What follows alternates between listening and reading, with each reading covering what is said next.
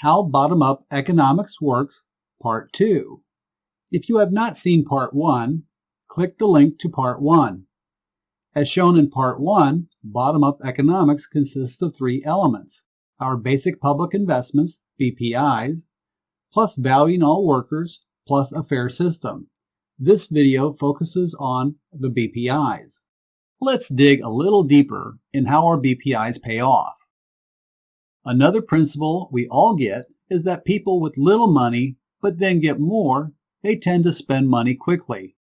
They have lots of immediate needs, so when they get more money, that money is right back out the door, speeding up the economy. Our basic public investments, BPIs, put lots of money at the bottom of the economy where it tends to be spent quickly. Our BPIs create more customers with more money, so businesses hire and expand, which in turn creates more customers with more money and a positive feedback loop that speeds up and expands the economy.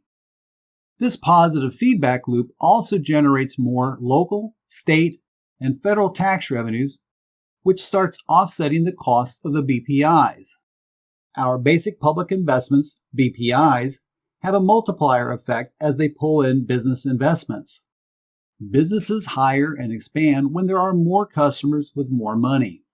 The business investment capital cycling through the economy creates more tax revenues, further offsetting the cost of the BPIs.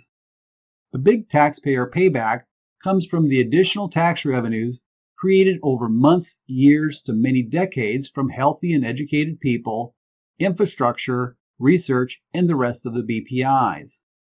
There are also less costs when people do better. BPIs create opportunities and a better life for our people. When people do better, there is less dependence on safety nets, less police, legal, and prison costs, and less cost from eliminated problems. Our basic public investments create and save more tax revenue than cost. BPIs not only pay for themselves over time, but create a profit for taxpayers. It is not so much how we are going to pay for a new or expanded investment, it is how are we going to kickstart it. BPIs are investments in America and Americans, and we are great investments.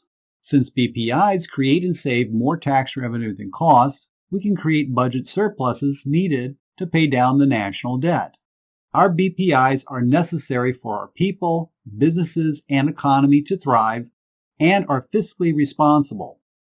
On the other hand, cuts to our basic public investments kill more tax revenue than save. All the positive effects of when we increase our BPIs work in reverse when we cut them. Cutting BPIs cut business revenues and employee wages in a feedback loop, creating fewer customers with money, so businesses fire people and cut back.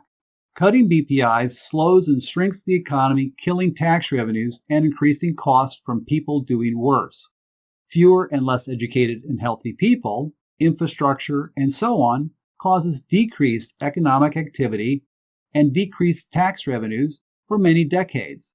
Cutting BPIs creates a positive feedback loop, but in the wrong direction. Why should taxpayers pay for others' health care or education? If only people that can afford health care have it, there are fewer healthy people for businesses to hire, and businesses lose productivity from less healthy employees.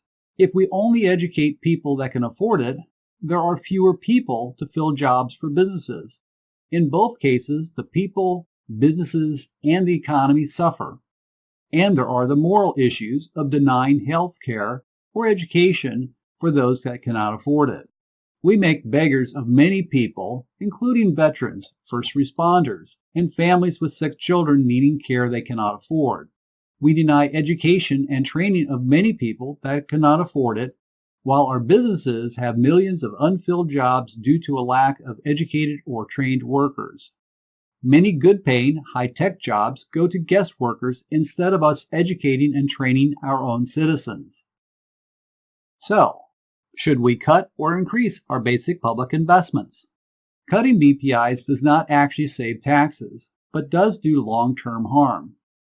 The better way for our people, businesses, and economy is to increase our investments in education, health, and the rest of our BPIs. Bottom-up economics is not about socialism, but does enable capitalism. Socialism would mean nationalizing our industries and taking your businesses and property. Investing in what our people and businesses need to thrive enables capitalism, period. By fully understanding and supporting basic public investments, valuing all workers, and a fair system, we can expand the economy to create the prosperous and shared economy that we should expect in the 21st century. Cool! If you like this video, please like and share it as broadly as you can. You can also subscribe to our YouTube channel and sign up on our website for blogs and articles at votereducationproject.com. Thanks for your interest.